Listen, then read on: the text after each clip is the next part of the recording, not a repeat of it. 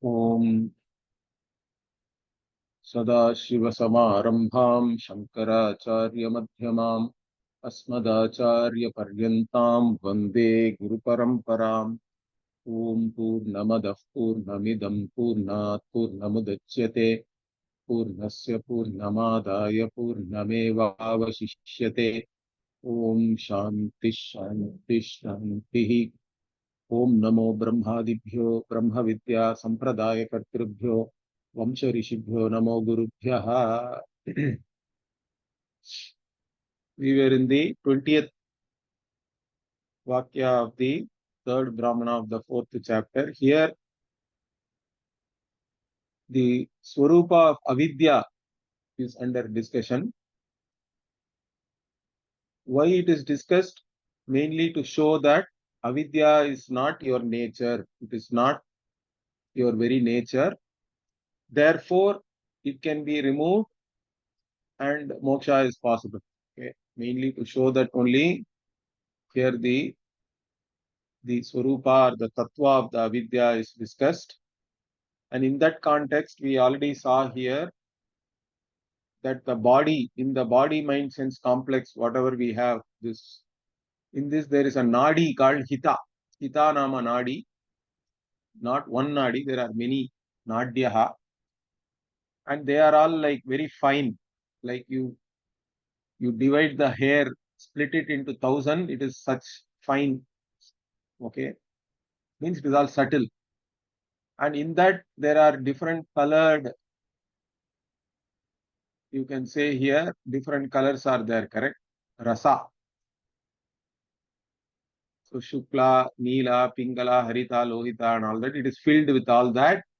And that is the basis for storing all your vasanas, or you can say any kind of vasanas which are there, which you are picking up, all the impressions, correct? It's all there. In fact, it itself, that this nadi and all the rasa which are there, they are the adhisthana for the sukshma sharira.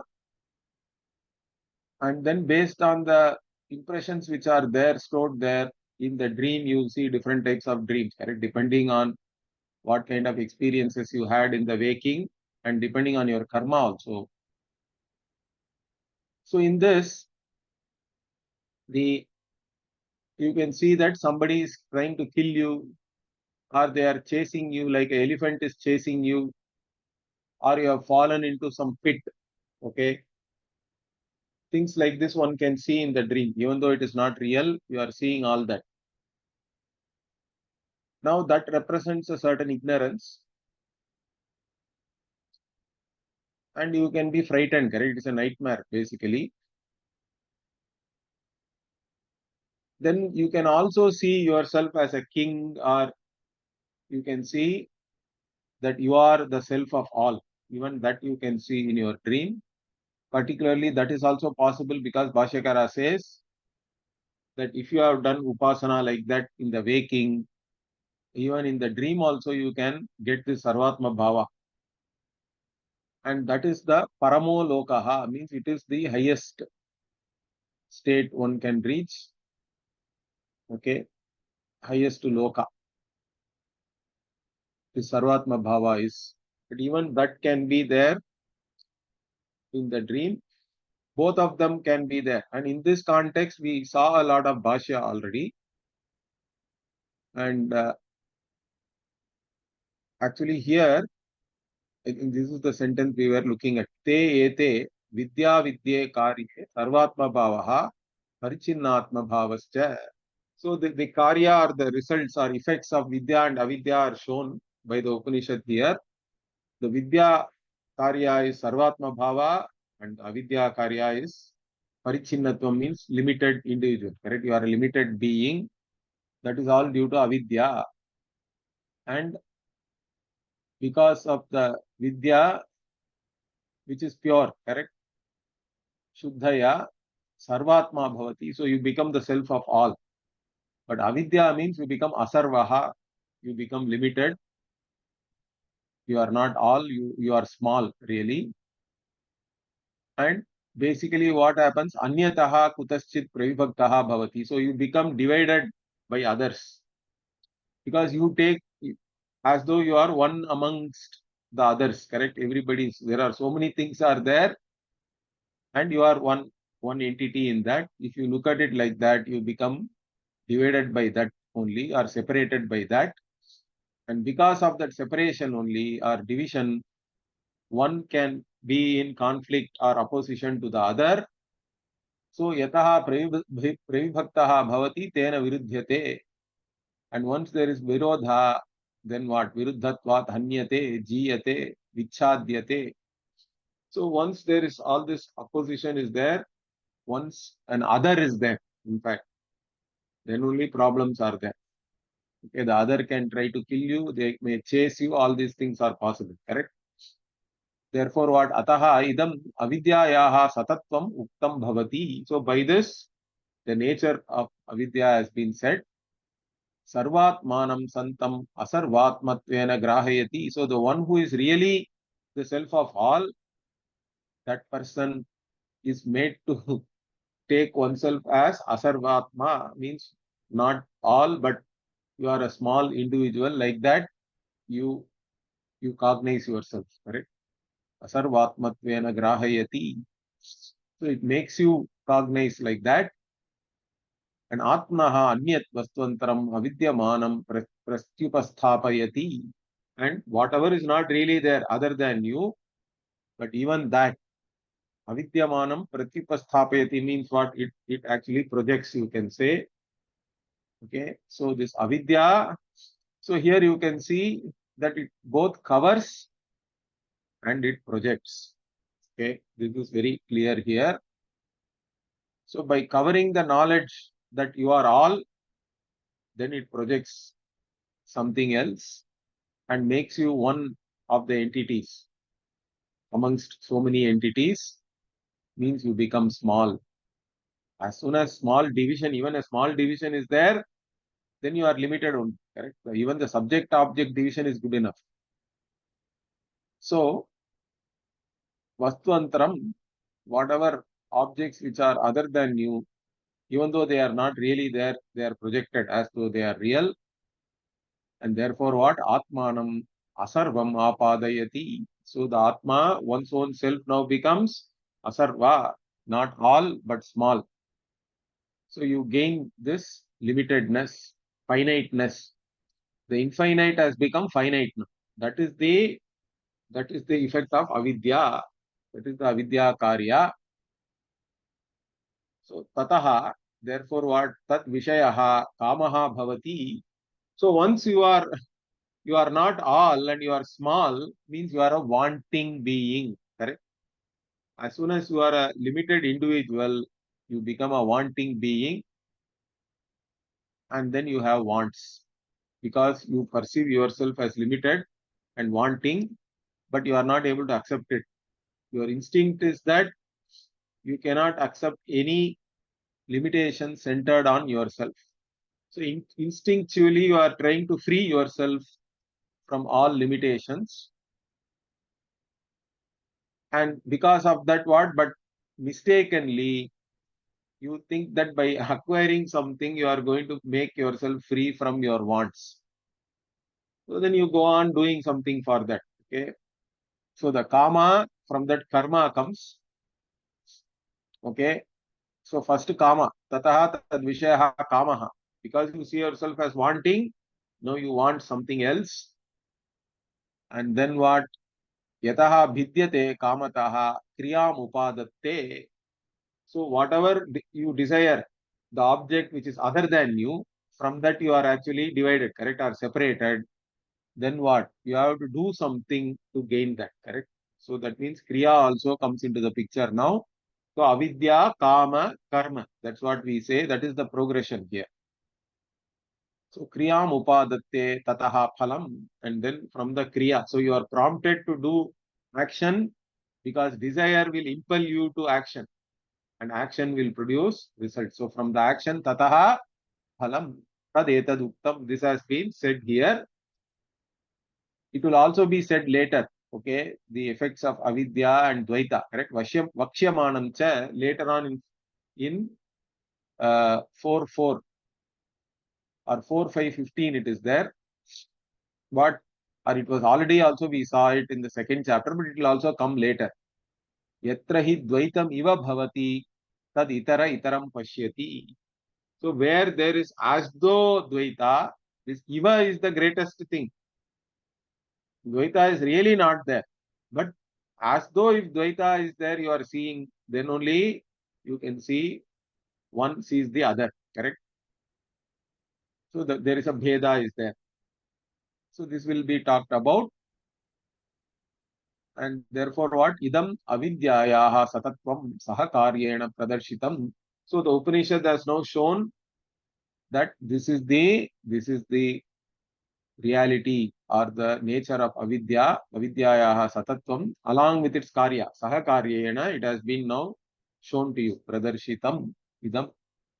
So this has been shown to you, the nature of avidya. And again what? Vidyayascha karyam sarvatma bhavaha pradarshitaha avidyayaha viparyayena. And the karya, also the karya of the vidya is what? It is sarvatma bhava, that you are the self of all. But the karya of avidya, what? It has been shown as opposite of that. You become the self of only one particular body, mind, sense complex. That itself is avidya. You are limited, individual. That is the avidya karya.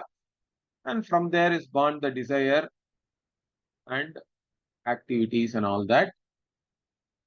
So, sacha avidya na atmanaha swabhavikaha dharmaha. So, now all these things, why the Upanishad is pointing out? Only to show you that this avidya is not something intrinsic to this atma. It is not, it is not the very nature of the atma, correct? It is only transient. So, sacha avidya na atmanaha swabhavikaha dharmaha. It is not a intrinsic quality. It is not part of one's nature. Therefore, what? Yasmat vidyayam utkrishyamanaayam swayam apachiyamanaha sati kashtam gatayam vidyayam parinishtite sarvatma bhave sarvatmana nivartate rajvamiva sarpajnanam rajju nischaye. So why we say that avidya is not one's own nature or it's not intrinsic quality? Because yasmat, because when the vidya becomes more, correct? Vidyayam utkrishya manayam means when you have a certain growing clarity, okay, when you gain vidya, what happens? And also swayam apachiyamana sati, and the avidya becomes lesser and lesser. Ignorance is destroyed. And once the vidya is very strong, okay, kashtam gatayam means the vidya has become now very strong. See, any insight, initially it will not change you. Okay, once you keep repeating the insight, then it becomes powerful. In fact, you can say it reaches a very critical stage. Okay, like even the nuclear reactor, initially the nuclear reactor is subcritical and all we say, correct? Means the neutrons or whatever the radioactive particle, it breaks and it is producing all these subatomic particles, correct? And whatever is produced, if it is less than what is destroyed, then you are still subcritical. But after a point, what happens? That nuclear reaction, once it has reached criticality or it has gone beyond that, means whatever is produced by the fusion is more than whatever is lost, and therefore it will keep on running. Okay, as long as the fuel is there, it will not stop. That is in nuclear reactor criticality. But here also in knowledge also, I thought it is relevant, correct? Initially you have an insight, but it is not powerful. It's that knowledge from that insight does not last. It does not stay with you. It's not available to you all the time. But over a period of time, you are listening to the classes. Class itself is a pramana vyapara, correct? So as the Veda Pramana starts acting more and more, this knowledge becomes stronger and stronger. And once it reaches a certain criticality, that is the Kashtam Gatayam, Vidyayam, Parinishtite, means it has become well established. Then what? Sarvatma Bhave. So you are well established in this Sarvatma Bhava. I am the self of all. I am not really a puny being embodied in a particular body. No, I am the self of all. That is the reality. Okay, once that is very clear, then what? Sarvatmana nivartate. So this avidya is gone because once you identify yourself with everything, there is no more avidya. It goes away, it vanishes in the form of Sarvatma Bhava itself. Once you have this vidya, then by that vidyaya, Sarvatmana only, this avidya is gone. Like even Rajvam eva sarpajnanam rajju nischaye. So you first see snake on the rope, but once you see the rope clearly, snake is no more there. It has vanished. Like that, this avidya, this notion that I am a limited being embodied in a particular body mind sense complex, that is gone. You have the clarity that I am the self of all. That is the Sarvatma Bhava. So since this avidya goes away due to vidya, then it cannot be your swabhavika dharma. That is the point here. And that was said, correct? Tacha uktam. Also, yatra tvasya sarvam atmaiva abhut tat kena kam pashye, kena kam vijaniya. All these things are there. Kena kam jigre. So you 2, 4, 14 also we already saw that, correct? When everything is Atma, then what? Then who is going to see whom? There is no subject-object division also anymore, correct? Atma alone is there. The subject-object division itself is nothing but mithya only. It has no reality. In fact, the subject-object division also is not there always. From that only we can know that it is all only mithya. It comes and goes. And I am there always. But whether the subject-object division is there or not, I am the invariable. And that is what one has to understand. You are the invariable means you are the Satyam. You are the only Satyam. Everything else is Mithya. So that is what one has to understand. So all these things were said already. Therefore, what? Tasmat na Atma Dharmaha Vidya. So that is what we are now finally concluding, that this avidya is not Atma Dharma. It is not a quality of the self. It is not associated with the self in any way. Therefore, what? Nahi swabhavikasya uchittihi kadachidapi upapadyate. No, if it is swabhavika, if it is your very nature, then it can never be gotten rid of, correct? It can never go away. It can never be destroyed. So, kadachidapi uchittihi na upapadyate. If it is swabhavika. But this is not swabhavika. That's why the avidya can be removed, destroyed. And also he gives an example for that. What? Savituhu iva aushnya prakashayoho. Like even the sun's brightness and heat, etc. It's very nature. It can never go away from the sun. But that is not the case with Atma and Avidya. Avidya is not Swabhavika. It's not Atma Dharma. That is why it can be removed. It can be destroyed. And because of that, what? Tasmat tasyaha mokshaha upapadyate. Therefore, you can be freed from your avidya and avidya karya. That is the real moksha, in fact. Because bondage itself is only due to avidya. And once avidya is gone, all bondage also is gone. You know yourself as the limitless conscious being who is not wanting, who is purnaha, who is not limited by anything, neither space, time, nor any objects can limit you, because you are the self of all. You are the self of even space and time. Understand that. Then what to say about other things? So that is your reality. So moksha is now tenable. It is possible. Moksha from avidya and its karya. Now we go to the next 21st. Tadva asya etad atichanda apahata papma abhayam rupam. So this moksha, what is the moksha swarupa or the rupa of this moksha means? That's what now the Upanishad is giving. Okay. So it is now showing that moksha, that whatever the parama loka and all it was said, correct? Paramam lokam. That is, what is it? How is it means?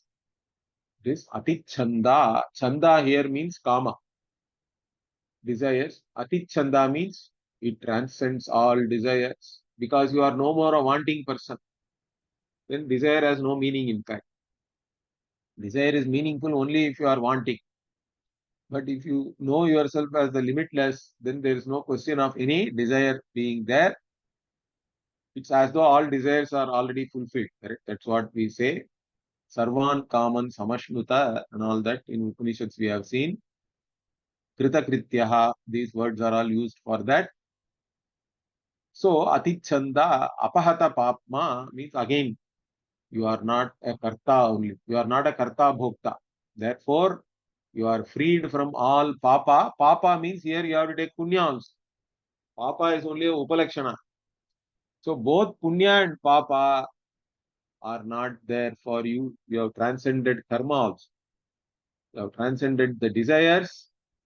And again, it is a state where you transcend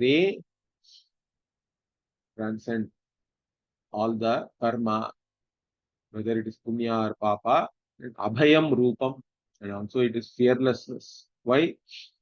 Because there is no fear. Cause of the fear itself is not there. Correct? Only if there is a second thing, fear itself is possible. If there is no second thing, then there is no possibility of any fear. So Vedantins have to be fearless, really.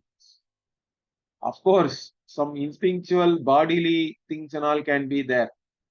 Fearless means it's not that you can put your finger into the fire and all that. Some people can even do that with practice and all that, but that's a different thing. If you touch something very hard, your hand will go away from that. That doesn't mean it's a fear or anything. Those are all bodily instincts.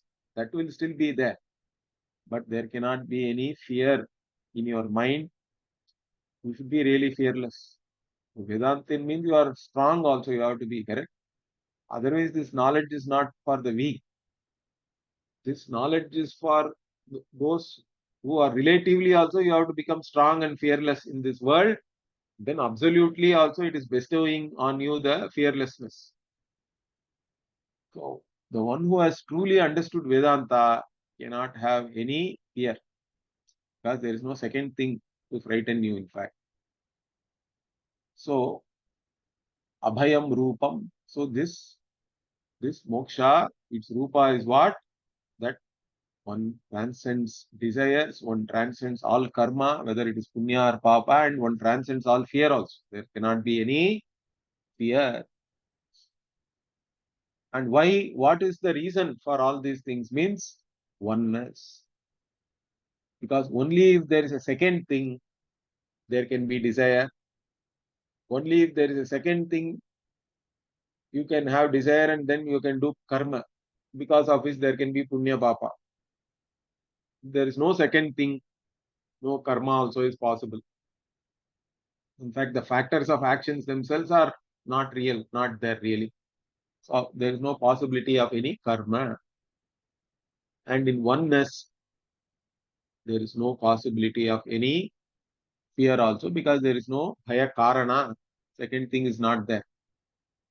Now Upanishad is using a very interesting analogy for showing this oneness. What is that? Tadyatha priyaya striya samparishvaktaha na bahyam kinchana veda na antaram evam eva ayam purushaha prajnena atmana samparishvaktaha na bahyam kinchana veda nantaram. So, Upanishad is giving what analogy? It is saying like the one who has embraced his beloved, okay, your girlfriend, whoever it is, your beloved, you are embracing parishvaktaha priyaya striya. So, with your loved one, you are in an embrace, then you forget everything else.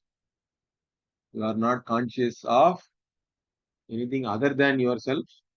You are not conscious of yourself or anything internal or external. None of this you know. So you are in a zone and all that some people say nowadays, correct?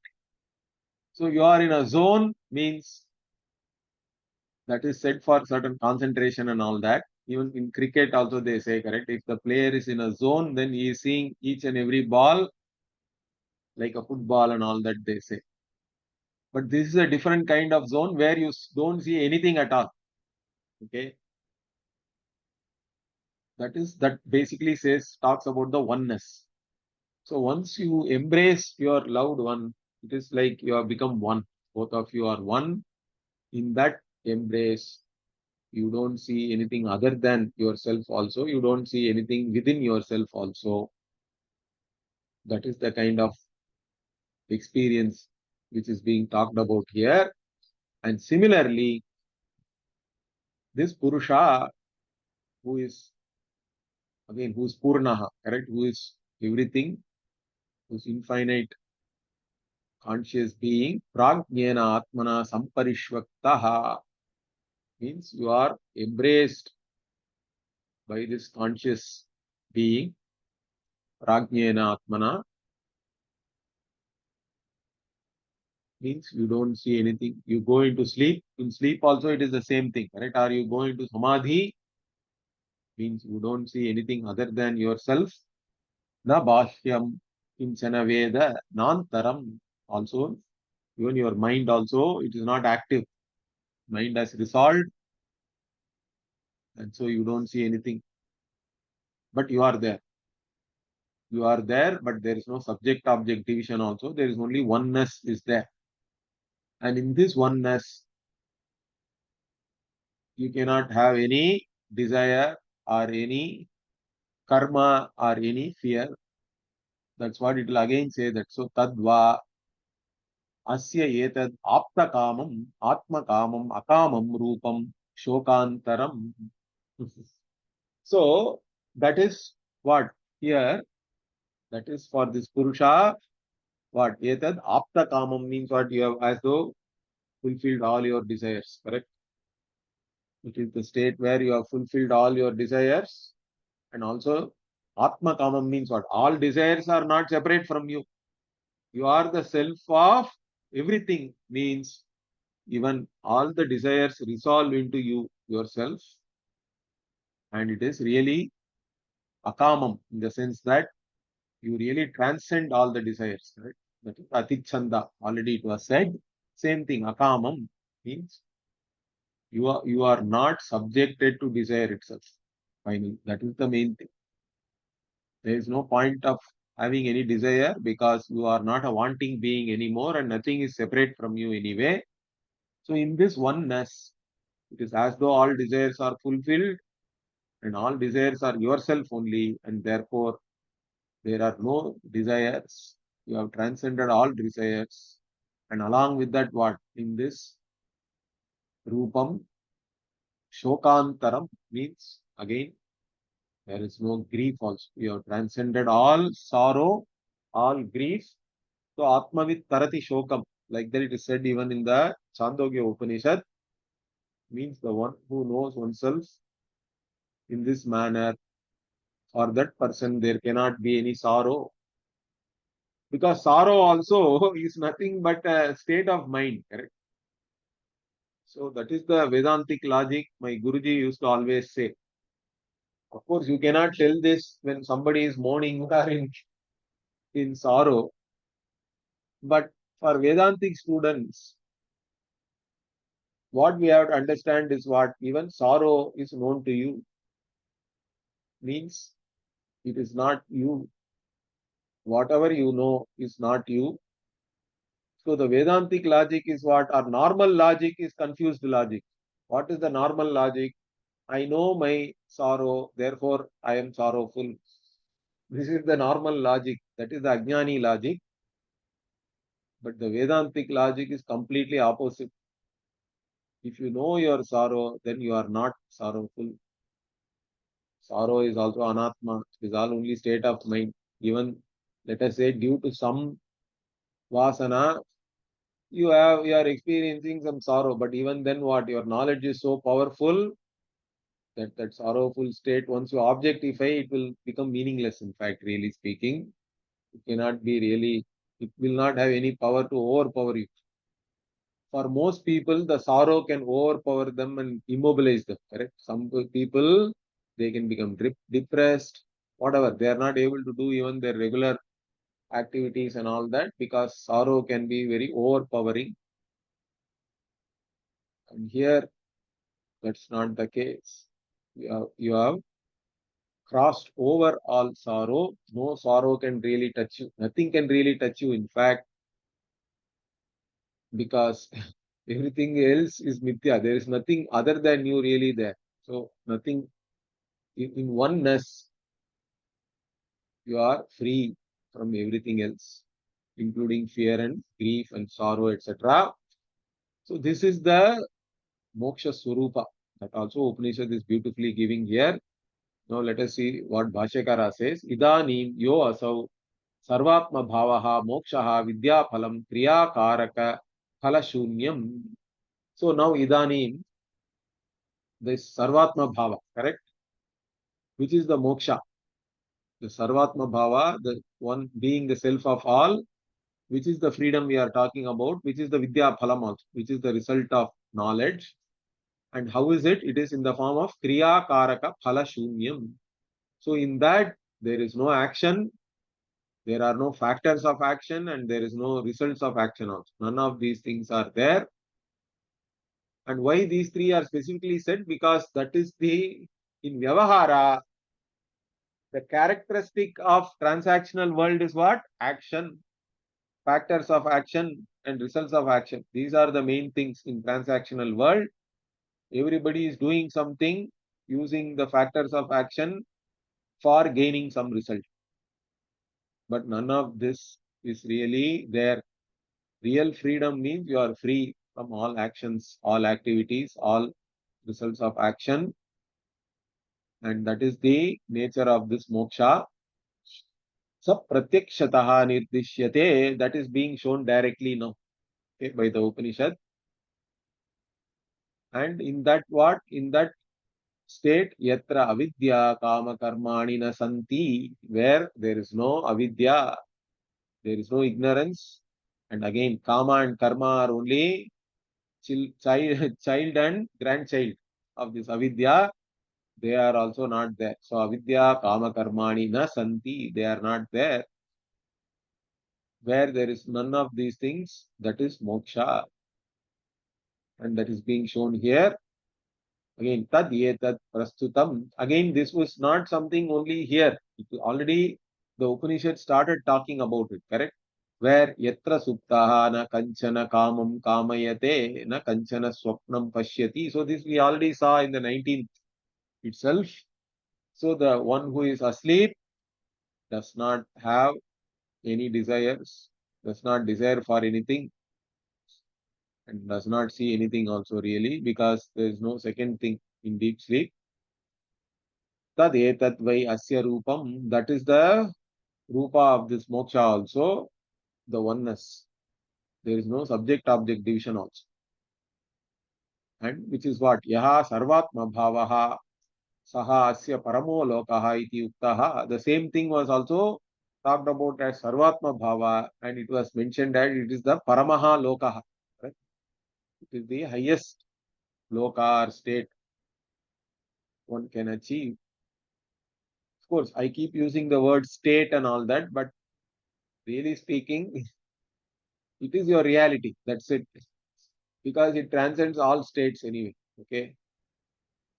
But to differentiate it from avidya dasha, I have to say there is an ignorant state. From there, once you gain knowledge, this knowledge state also we have to talk about. Okay. So iti uktaha. So this also was said already. And what is that? That sarvatma bhava or moksha, that is only atichanda, means atichandam ityarthaha. So atichanda is a chandasa. It is Vedic license. Actually, it should have been atichandam because it goes with rupam, correct? Rupam is neuter. It cannot be atichanda here. That's why Bhashyakara silently immediately says atichanda, but he converts it into atichandam ityarthaha. And why we have to take it as achichandam rupa paratva? Because it is actually an adjective for this rupam, correct? So rupa paratva achichandam, we have to take it. And again, chandaha here means kamaha. It's not a very common meaning, but that's why he says explicitly chandaha kamaha. And atigataha chandaha, the one who has transcended, one who has gone beyond this kama or chandaha. Yasmat rupat tat atichandam rupam. So the one who has gone beyond all kama, and that is atichandam, one which has gone beyond all the forms also. And anyaha asau santaha chandas shabdaha gayatriyadi chandovachi. Bhashyakara here gives a note saying that there is also the chandaha word, more popular word, correct? Chandas. So there is anyaha asau santaha means which ends in sakara. Santaha here means that which ends in sakara. The actual pada there is chandas, but this is not chandas. This is chanda only. So the chanda word is different from chandas. But when you actually do the whatever vibhakti and all that, that also is chandaha only. Okay.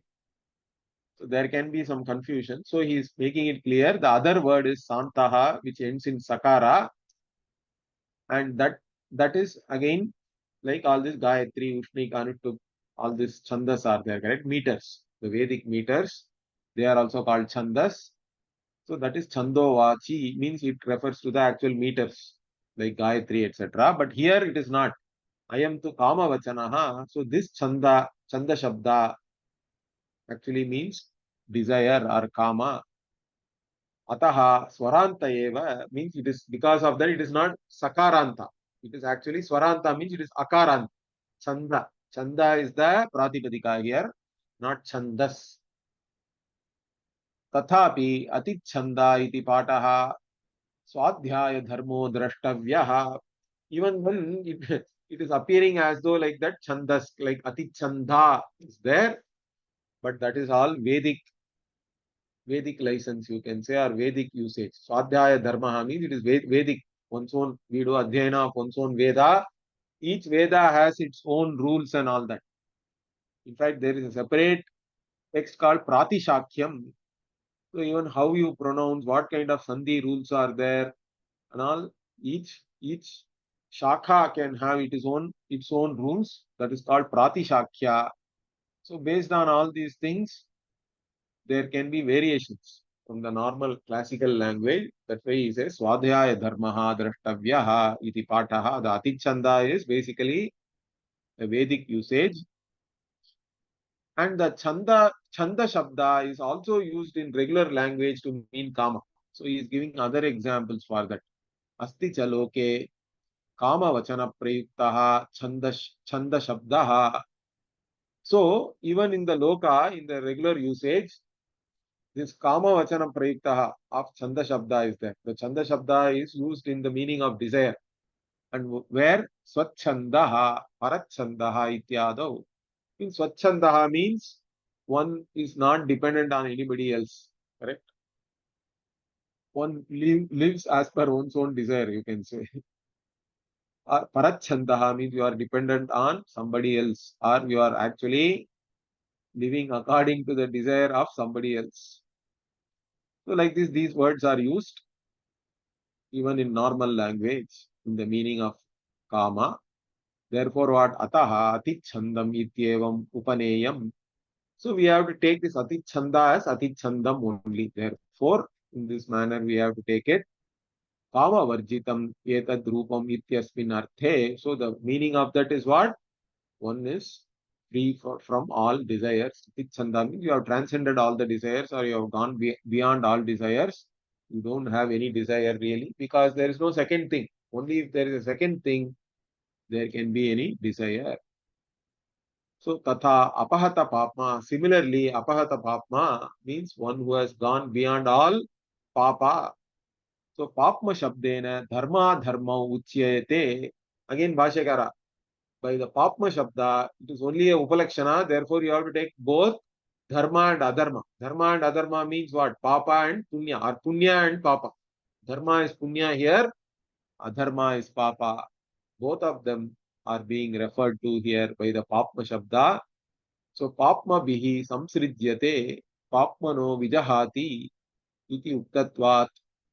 So already, even previously also, this is said correct. Papmaha vijahati means one who destroys or goes beyond all the papa. These things and all was said here. Okay, about the papa. So this we already saw. Okay, and therefore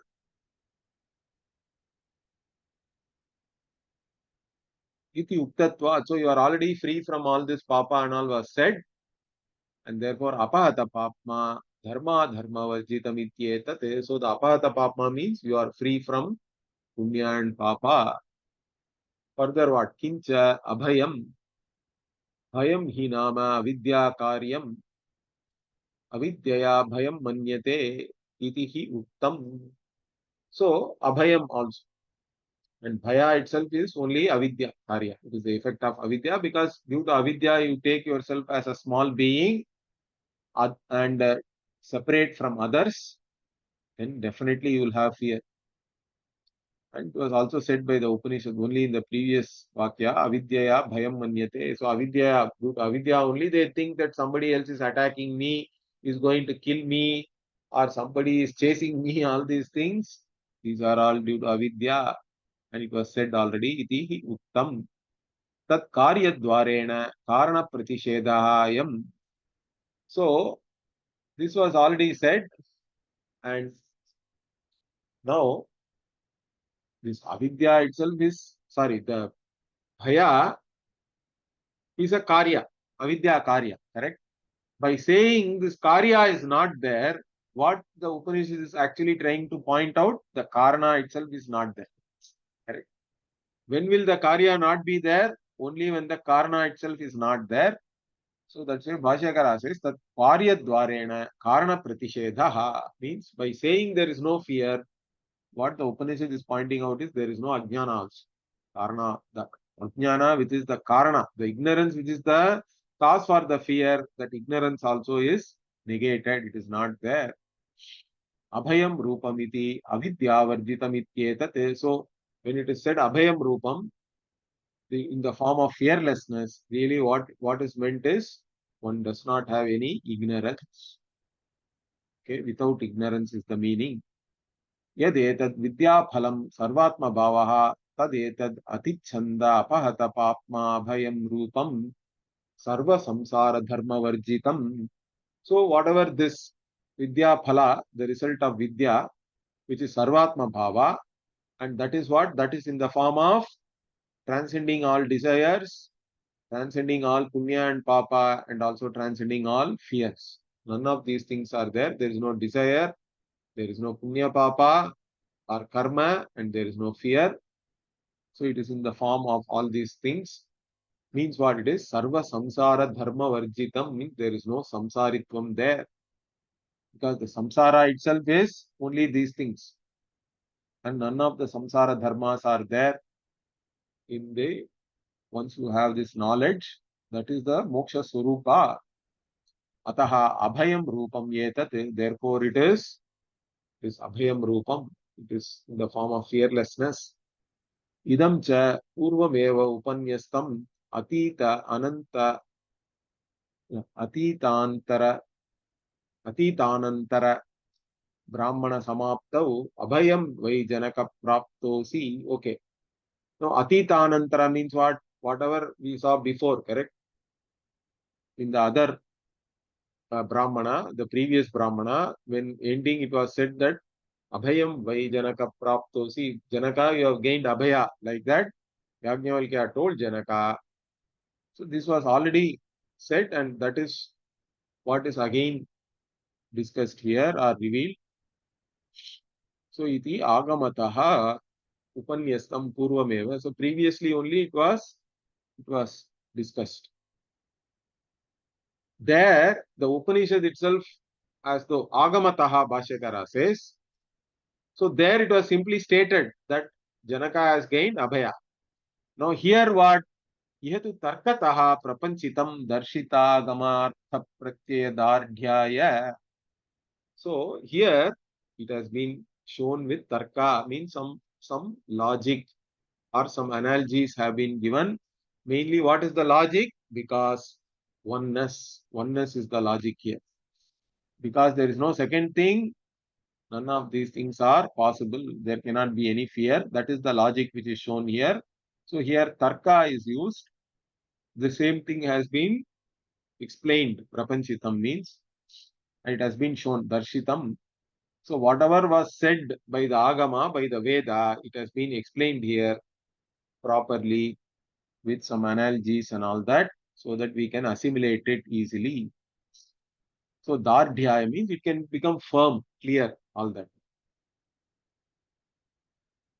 So whatever was revealed by the Veda, that can be assimilated and made firm for that purpose. This has been said here. Further, what Ayam Atma Swayam Chaitanya Jyoti Swabhavaha Sarvam Svena Chaitanya Jyotisha Avabhasayati. So this Atma is by itself what? It is Chaitanya Jyoti. It is the light of consciousness. That is its Swabhava. That is its very nature. And by its light only, it is lighting up everything. Correct? Sarvam Svena Chaitanya Jyotisha Avabhasayati. Tameva Bhantam Anubhati Sarvam and all we say. Correct? Same thing. स यत् तत्र किंचित पश्यति रमते चरति जानाति च इति उक्तं स्थितं च एतद् ज्ञायतः नित्यं स्वरूपं चैतन्य ज्योतिष्त्वम् आत्मनः. So this Chaitanya Jyoti only is lighting up everything, means what? Wherever it is, there only you are seeing something. Because of the Chaitanya Jyoti only, the eyes are able to see, correct? Similarly, because of this only, even your mental state like joy and all that, correct? You are enjoying something, but even the joy, the whatever the manovritti has to be lighted up by this consciousness. Then only the ramate, correct? Or you are going somewhere, even the karmendriya also can only act if it is lighted up by this chaitanya, or even knowledge. Any cognition also, again manovritti is there only due to this. So all these things were said already. Iticha uktam. And also it was established with analogies and logic. Of course, it's all internal logic that this Atma has this Chaitanya Jyotishvam, means what? This Atma is the light which is separate from the body mind sense complex, and therefore it is eternal. Correct? Its nature is the invariable, which is in the form of this light of consciousness. So that is the only thing which is the Swarupa of this Atma. This also was established. Okay, that is the Swayam Jyotir Brahmanam. Right? In this Brahmanam, all these things has been already revealed by the Upanishad. Saha yadi Atma atra avinashtaha svena iva rupena vartate kasmat ayam ahamasmi iti atmanam va bahirva imani bhutani iti jagrat swapnayoho iva na janati ityatra uchyate. So, if the Atma is, it is in the form of light, correct? By itself, it is self-luminous and can also light up other things. Okay, and this Atma here, it is avinashtaha, means what? It cannot be destroyed. There is no nasha for this Atma, and it is there in its own rupa, in its nature. Then why aham asmi iti atmanam va bahirva imani bhutani iti jagrat swapnyo eva na janati. So when it is in deep sleep, let us say, why does it not know anything else? Is being asked here. Okay, why does this Atma, even though it is self-conscious, it is self-luminous, correct? Self-revealing. Why does it not know anything else? It doesn't know itself also in deep sleep, correct? It doesn't know itself. It doesn't know anything else which is there other than itself. Why is it like that? Even though it is a conscious entity, why is it not knowing anything in deep sleep? That is the question. Like normally in waking and dream, we know this is this. Okay, Imani, Bhutani, these are all the beings, etc. Like that, we know something and we know ourselves also. I am so and these people are so, like that. We are able to cognize, but that is not there in deep sleep. Why? Okay, na janati ityatra uchyate. So why does one not know anything in sleep? In fact, you have to get up and say, I did not know anything, I slept well and all that. So in that context, this is being said. What is said? Shrinu atra ajnana hetum. So why do we not know anything in deep sleep? What is the reason for that? Listen to that. Reason is what? Ekatvameva ajnana hetu. So oneness. I told you already, because when only yourself is there, there is not even the subject object division there. There is absolute oneness. Ekat Ekatvameva jnana hetuhu. So because there is only this Atma, there is no second thing to know. That is the reason for not knowing anything. Tat katham iti uchyate. So how is that is being said? How is this possible? This oneness means even in Vyavahara it is possible. So it is giving a drishtanta from the Vyavahara. Drishtantena hi pratyakshi bhavati vivaksitaha arthaha ityaha. So by giving an example only, certain things can be made to understand, correct? You can understand it directly.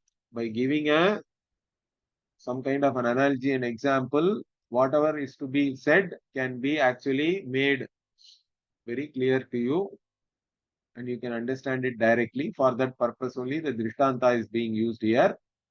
And what is that? Tat tatra yatha loke priyaya ishtaya striya samparishvaktaha samyak parishvaktaha kamayantya kamukaha san. So you are a kamukaha means what? You are very desirous person. You desire some lady, some woman, and then you are embracing that person. Then what happens? Being overcome by your desire, you embrace somebody. Na bhahyam atmanaha kinchana kinchidapi veda. So once you embrace like that, you do not know anything else. You can even close your eyes in such situations, I think. So you are not conscious of anything else, neither external nor internal. Okay. So you have reached a certain state where you are not aware of anything else. So what is that? Mattaha anyat vastu asti. So other than me, something else is there, some other vastu, some other object. Nacha antaram. Also nothing inside also, even in your mind also. Otherwise, normally your mind is going here and there and all that, but in this second, everything is stand still. Even your mind has resolved. Correct? There is a laya, let us say. So this is possible. People have experienced like this. So aham asmi, sukhi, dukhi, va iti. So you don't even feel like you are a sukhi or a dukhi and all this. None of the mental state, correct, or emotional state also you are not aware of. And but what aparishvaktastu taya pravibhaktaha janati sarvameva bhakyam abhyantarancha. And if you are not embracing and you are separated from your loved one, then what? You know everything. You are also you are you are desperate, let us say. Okay. You are separated from your loved one means you feel so desperate. You have dukkha. All these things you are aware of. You are aware of external things. You are aware of whatever inside also you are having certain dukkha and all that. Everything you are aware of. And parishvanga uttara kalam tu ekatva pattehe na janati. So after embracing, though, because you become one with your desired, okay, your loved one, means in that oneness you do not know anything else. That's what Bhashyakara is saying. Ekatvapatte na janati evameva. In this manner, yatha drishtantaha ayam purushaha kshetrajnaha. So this person who is the kshetrajnaha, who is other than the kshetra. Kshetra is basically the body mind sense complex. And the one who is the knower of that, kshetrajnaha, bhuta matra asamsargataha saindava kilyavat pravibhaktaha जलादौ चंद्रादि प्रतिबिंबवते कार्यकरण इह प्रविष्टः सोऽयं पुरुषः प्राज्ञेन परमार्थेन स्वाभाविकेन स्वेन आत्मना परेण ज्योतिषा संपरिष्वक्तः सम्यक् परिष्वक्तः एकीभूतः निरन्तरः सर्वात्मा न बाह्यं किंचन वस्तुअन्तरं नापि आन्तरम् आत्मनि अयम् अहमस्मि सुखी दुःखी वा इति वेद. So again, similar to the other, the analogy, here what this Purusha who is the Kshetrajna and who is what? Who is not connected to anything else. Asamsargataha, Bhuta Matra, Asamsargata means not connected to any other being. And one who is, again, Saindava Khilyavate Pravibhakta means what? Like a lump of salt. Okay. There is salt is there. And then you can have salt lump also. And then it enters into some solution means then it's all like you cannot differentiate it, correct? Once it lump means you can have separate lumps. But once it enters into a solution, it's all there is oneness. Like that. So Bhashyakara is talking about that here. So when you are not embracing means you are like different lumps of salts. But once that salt comes into contact with something or it enters your body, it is then everywhere. Correct? It is dissolved and it is one. That is the Samparishvaktaha.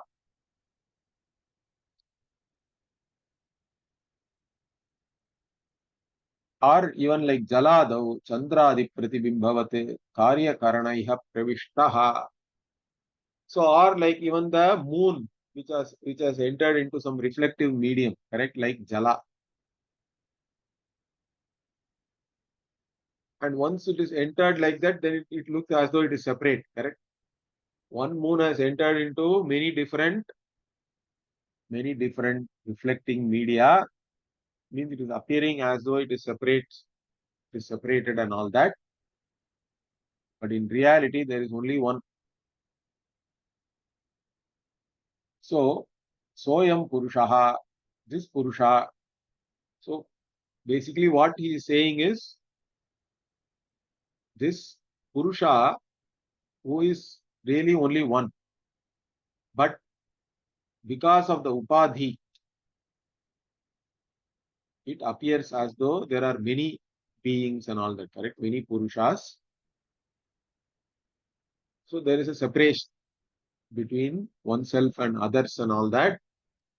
Now from there, once you understand this, or if you go into sleep and all that, what happens?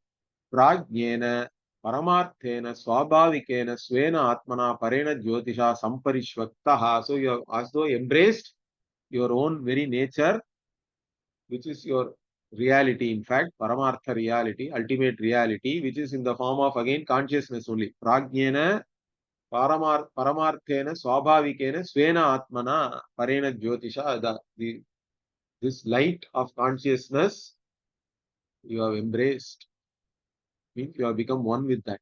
Eki Bhutaha, Nirantaraha, Sarvatma, and now you are actually Sarvatma, because only one Atma is there, really speaking, like one moon, but it may appear as though there are many reflections. But in reality, there is only one moon, like that. There is only one Atma, but it may appear in different body, mind, sense complexes as different beings and all that. But once you have become one with that, then it is the self of all, and then it doesn't know anything else also, because there is only oneness. Na bhahyam kinchana vastuantaram napi antaram atmani. So it does not know anything external nor internal within oneself. It doesn't know anything. Like I am aham asmi. So I am this. I am sukhi. I am the one with joy, or I am the one who is suffering. Nothing. Nothing. It does not know anything. So in deep sleep, one does not know anything because there is no subject-object division. Okay. The rest of the Bhashya we'll see next week. Om Purnamadav Purnamidam Purnat Purnamudachyate Purnasya Purnamadaya Purnamevavashishyate. Om Shanti Shanti Shanti. Harihi Om Shri Gurubhyo Namaha. Harihi Om. ಧನ್ಯವಾದಗಳು.